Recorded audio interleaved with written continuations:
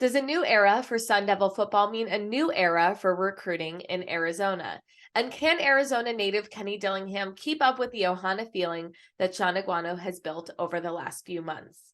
Welcome into the Recruiting Roundup brought to you by IBEW Local 640. I'm Claudia Collins. There's a lot of excitement across Arizona with Kenny Dillingham taking over the ASU football program. He's now the youngest coach in the Power Five. He's an Arizona native, former Chaparral Firebird, and he's got a ton of experience at just 32 years old. There was a lot of hype around Aguano and what he was doing recruiting players inside State 48. It was just last week that I referenced many players, even from the class of 2023 here in Arizona, excited about what he was doing for the program. And before Aguano's first win as interim head coach, the Arizona Football Coaches Association wrote a letter of recommendation in favor of Aguano. But Jason Jewell, the president of the Arizona Football Coaches Association, thinks ASU actually landed on the best case scenario. As the president of the AZFCA, I want to show our support for Kenny, and we wrote that letter for Sean, and now having Sean back, announces he's staying. Oh my gosh, this is like the best of both worlds. When I wrote the letter, I was worried I was going to make Kenny mad, but so now it just worked out, great for everybody. I've been getting a ton of texts from other high school coaches that are just so excited. One for Kenny, and then two, having Sean stay.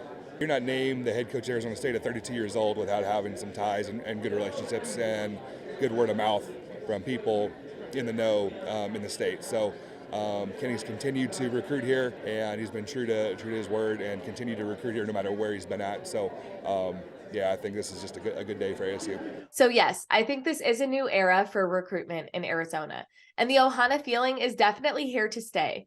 The former Oregon offensive coordinator emphasized the importance of building relationships with the help of Sean Aguano. Aguano is one piece of that. I mean, he's a guy who's extremely rooted in the Valley, extremely respected, and I think any parent, loved one who could ever meet him, you would want to drop your son off for college for him. For us already being here, a lot of our staff, we're going to be rooted in Arizona. We're going to hire a staff that has roots here, that has connections, right? And how do you sign kids? How do you build a roster? Relationship.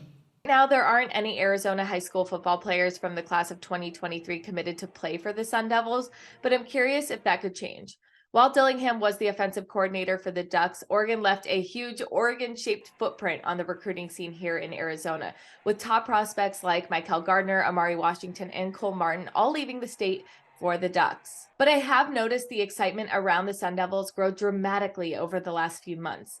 And I do think that having the combination of two coaches with strong ties to Arizona will help keep talent close to home in the future. That's all for the Recruiting Roundup. For more recruiting news, head to sports360az.com.